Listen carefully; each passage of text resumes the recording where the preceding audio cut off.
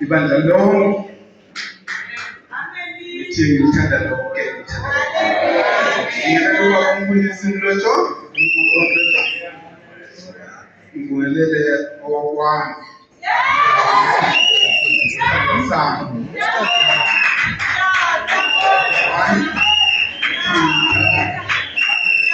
ngiyalele kuba umfundisi ngekho ngingambona ngithi siyabathanda abazali bethu bokuya ngidlulela phambili isikhathi sami ngisiwe sonke ukusebenzisa ngobunono. Yes. Ngicela sivule amabhayibheli ethu Job chapter 1. Ngizofunda nje ivesi lika-18 kusiya ku-20 lika-18 kusiya ku-22. Angathi nomkhulu uphethe ungacetha angifundele ngokwalo. The Bible says, while he was still speaking, yet another messenger came and said, your sons and daughters were feasting and drinking wine at the eldest brother's house. When suddenly a mighty wind swept from the desert and struck the four corners of the house. It collapsed. It collapsed on them, and they are dead. And I am the only one who is scared to tell you this. At this, Job got up and tore his robe, shaved his head, then he fell to the ground in worship and said, naked I came from my mother's womb, and naked I will depart. Just pass. The Lord gave, and the Lord has taken away. May the name of the Lord be praised. There's no stand. It goes on to say, in all this, Job did not sin by charging God with wrongdoing. I would like to repeat this. In all this, Job did not sin by charging God with the wrongdoing. Amen.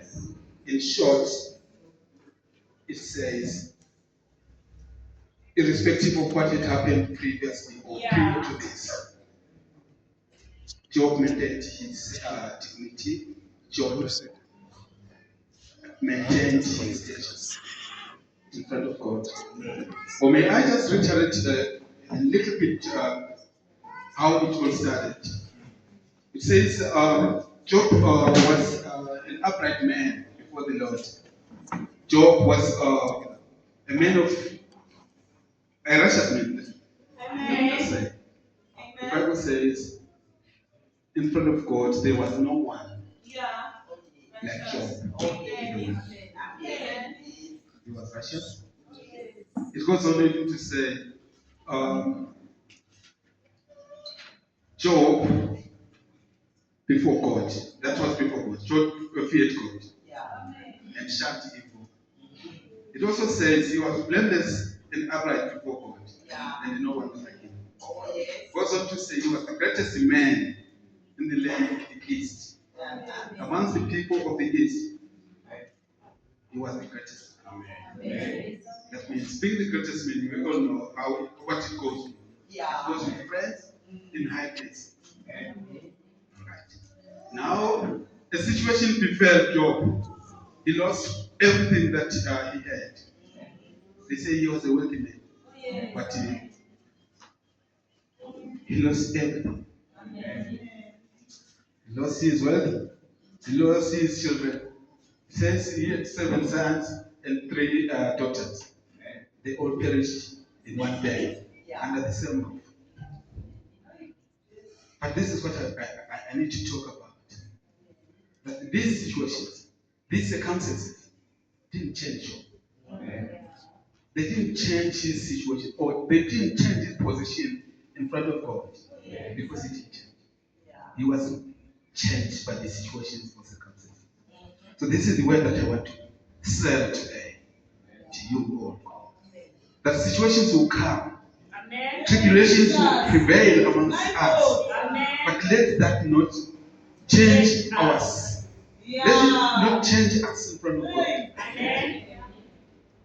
The Bible says somewhere, you can call all the righteous that you know, but who will answer? There is no one who will answer. There is only one God who has the answers. It's only one God. What I'm saying is, irrespective of the situation that you might be facing, irrespective of what you come across, how difficult it is, there is one thing that needs to come into your mind. That your help will only come from the Lord. Amen. Thank you, Jesus. David says in his songs, he only looks up. Amen. Where his help comes from. From the Lord. Amen. So irrespective of what you meet on the way, there might be other channels that seems possible.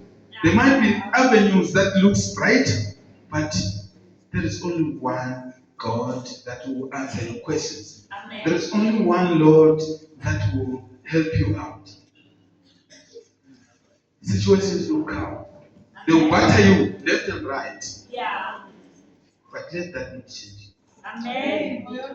After situations have prevailed, there is another story that will come thereafter. You are in pit. Like Job was. He had faced all these situations. Lost everything. They came the noises, the voices, sympathetic ones, the ones that seemed to comfort him. People came around. The Bible says he had friends. Like I said, he had friends maybe in high places. They came to comfort him. It looked like they came to comfort him. But what did they bring to Job? If you could continue with the Bible, reading throughout, what did those friends bring to Job? All they were trying to do was to convince him to curse his God. So this is the word today. This is the encouragement that I'm bringing to you today. That friends will come. Voices will come. Messages will come from all the corners to say, oh, how sorry we are. But why? Then they will be followed by advices. They sympathize with you. They sympathize with you. They seem to be empathizing as well with you. They seem to be putting themselves in your shoes at one point. But they're trying to sell their advices. But now the question is it the right advice? Is it the correct advice that they are bringing? Because to me, as long as this advice is trying to turn away from your God, then leave it. Don't take it. Hallelujah. They can say whatever they want to say. Like they say to Job, curse your God and die. But he says to them, there is only one God.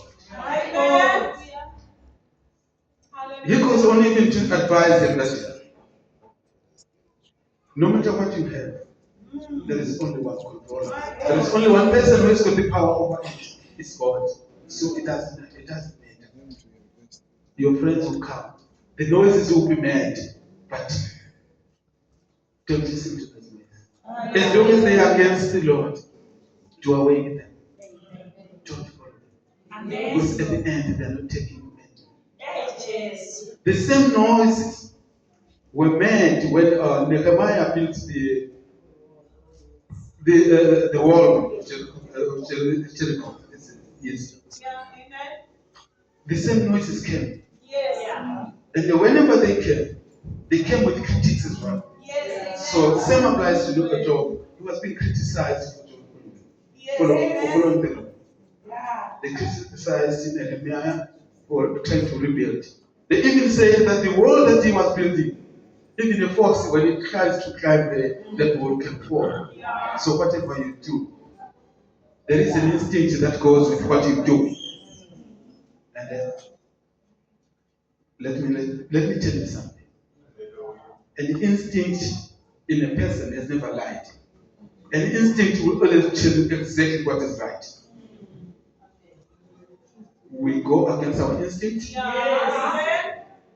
Once you find yourself going against your instinct, roll it out of the way. Yeah. So this is my encouragement this morning. Let those who talk. Yes.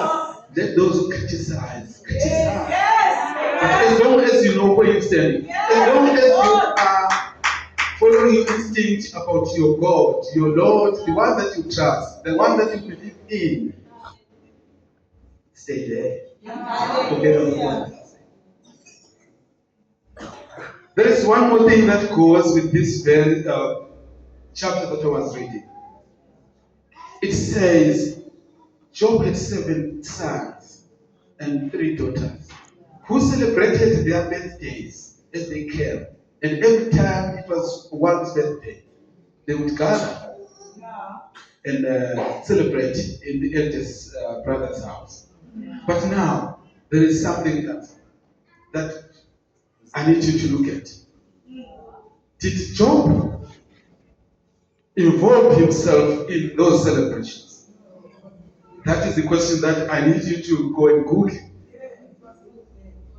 Because there is a message that says, as they were feasting and drinking, the walls collapsed and they all died. Where was Job? Because Job wasn't there. That's why there was a message that was sent to him, that went to him to say, I'm the one who survived, the only one who survived to come and let you know this. So it means Job was not there. Job never involved himself in those celebrations. It goes on to say, after those events, he would arrange to purify them. It means he knew that there was something wrong going on there. At one point, they would sin. At one point, they would do whatever was against his God.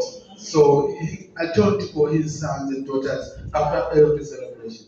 So this is the message I'm saying to you now. It might look good. It might look famous or make you famous at one point. It can be done by your parents. It can be done by your children. You know yourself. You know your God. You know what is good before your Lord. So don't involve yourself in anything, irrespective of how close that person might be. Yes.